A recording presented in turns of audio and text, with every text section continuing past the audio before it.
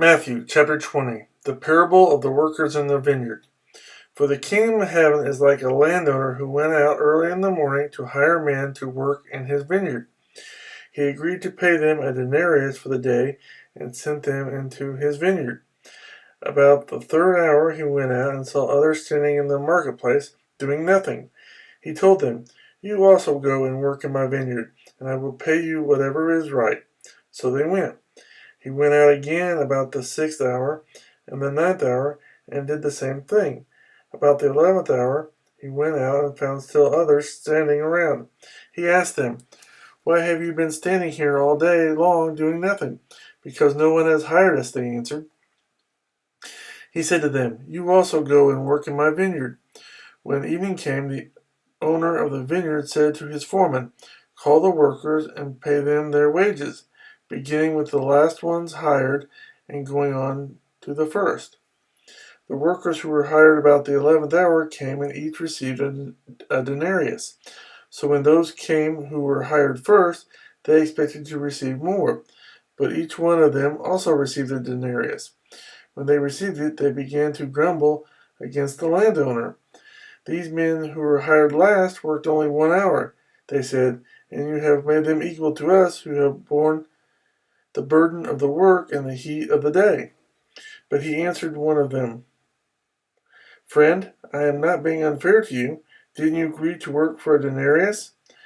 Take your pay and go. I want to give the man who was hired last the same as I gave you. Don't I have the right to do what I want with my own money? Or are you envious because I am generous?"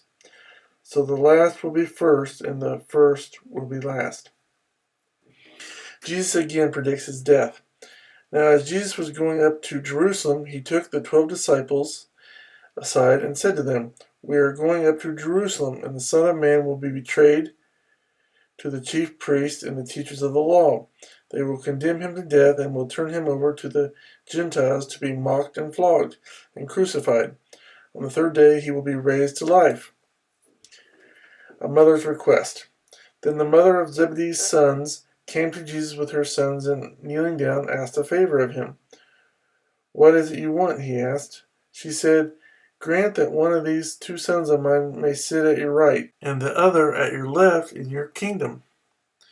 "You don't know what you are asking," Jesus said to them. "Can you drink the cup I am going to drink?" "We can," they answered. Jesus said to them, "You will indeed drink from my cup, but to sit at my right or left is not for me to grant. These places belong to those for whom they have been prepared by my Father." When the 10 heard about this, they were indignant with the 2 brothers. Jesus called them together and said, "You know that the rulers of the Gentiles lord it over them, and their high officials exercise authority over them. Not so with you. Instead, whoever wants to become great among you must be your servant, and whoever wants to be first must be your slave. Just as the Son of Man did not come to be served, but to serve, and to give his life as a ransom for many." 2 blind men received sight. As Jesus and his disciples were leaving Jericho, a large crowd followed him. 2 blind men were sitting by the roadside, and when they heard that Jesus was going by, they shouted, "Lord, Son of David, have mercy on us." The crowd rebuked them and told them to be quiet, but they shouted all the louder, "Lord, Son of David, have mercy on us." Jesus stopped and called them. "What do you want me to do for you?" he asked. "Lord," they answered, "we want our sight." Jesus had compassion on them and touched their eyes. Immediately they received their sight and followed him.